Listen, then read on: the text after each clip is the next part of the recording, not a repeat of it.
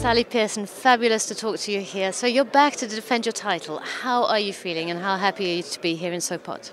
Oh, very excited to be here and very excited with my form going into these World Championships as well. Look forward to trying to defend my title. It's always going to be tough in hurdles, it always is, but I look forward to getting it done and hoping for the best.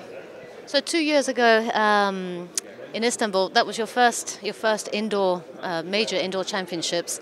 You actually got a taste for indoor running then, have you? Oh yeah, but again, I obviously don't come over here very often. I didn't come over into indoors last year. It's a World Championships, so you don't want to miss out on a World Championships, whether it's indoor or outdoor. So it's always exciting to obviously compete for your country again. But yeah, indoors is fun. It's got a huge atmosphere because the crowd is so much closer, and I think that's what I like about it the most.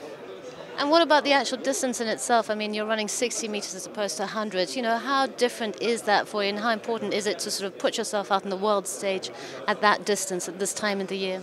It's fun. Most people know that this is my season. It's Australian season, so I'm in good shape no matter what. And it's only half a race, so it's actually easier.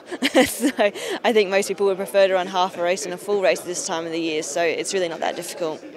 So you were sat next to Alan Johnson here at the press conference, and he said your technique and that you were, practically perfect. You look just really pleased to get that kind of compliment. What does that mean to you? Oh, it means a lot, especially coming from him, a legend of our sport and hurdles, of course. So it's always nice to hear those things. You don't hear it very often as an athlete, and so coming from someone who's very highly regarded in our sport means a lot to me, and it's very special to hear.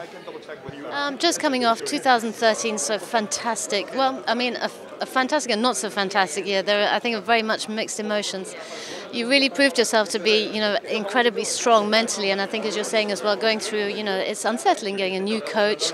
That mental strength, coupled, which is the better part of you? Is it, you think, your mental strength or your technique? What is it makes you the athlete that you are?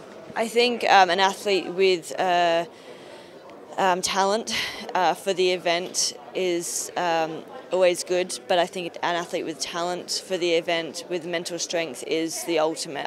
You have to have both. You can't have one or the other because it just doesn't work. I think you have to have both. You have to be strong-minded and strong physically, and just be able to handle the pressures and be excited by competing and not fear competitions. So I think for me, it was very difficult for me last year. I even thought about giving up, but I just knew there was something more to give. I knew that I could do it. I didn't want to give up without at least trying. So that's my biggest thing. I think both physically and mentally I have really great attributes. That you certainly do.